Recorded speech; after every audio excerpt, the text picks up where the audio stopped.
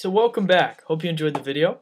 It is thought that individuals with ASD either never develop theory of mind or develop it with visible impairments.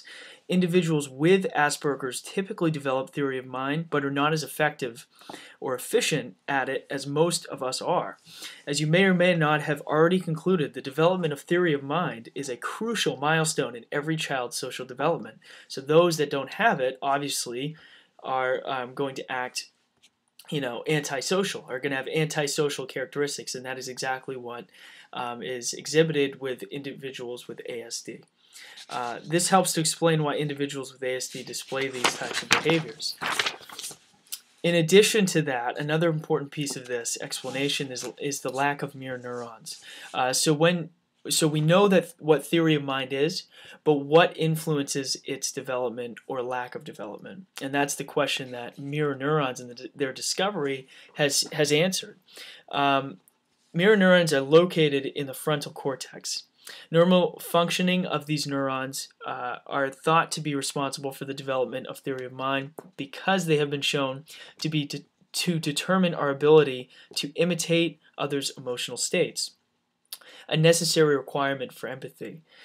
Research shows that mirror neurons are activated when we observe people's emotions and believe that they allow us to create our own mental and sometimes physical representation of other people's pain, joy, fear, etc.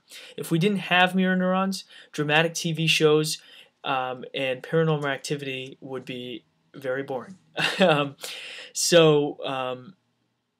Mirror neurons help us to understand the emotions, attitudes, thoughts, and intentions of others.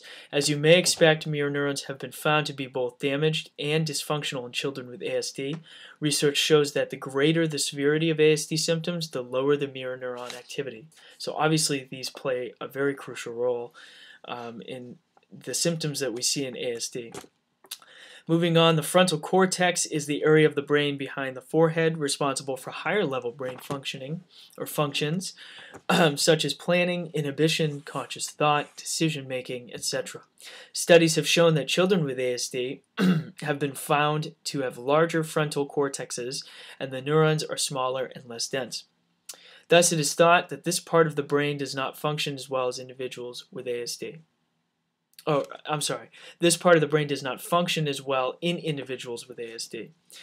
Moving on to the cerebellum. The cerebellum is the area of the brain responsible for coordination and movement. Individuals with ASD have been found or shown to have abnormal cerebellums. There are less neurons, reduced blood flow, and increased activity in this part of the brain among individuals with ASD. Thus, movement and coordination are affected. The consequences of this, in some, abnormalities seen in the limbic system and the frontal cortex, including the mirror neurons, explain the social impairments seen in the individuals with ASD. Communication issues are the result of abnormalities in the limbic system and the left temporal lobe. And abnormalities in the cerebellum and the frontal cortex help explain the presence of repetitive and stereotypical behavior in individuals with ASD. Abnormalities in the limbic system also help to explain the sensory issues associated with ASD, and abnormalities in the frontal cortex help explain the intellectual disabilities.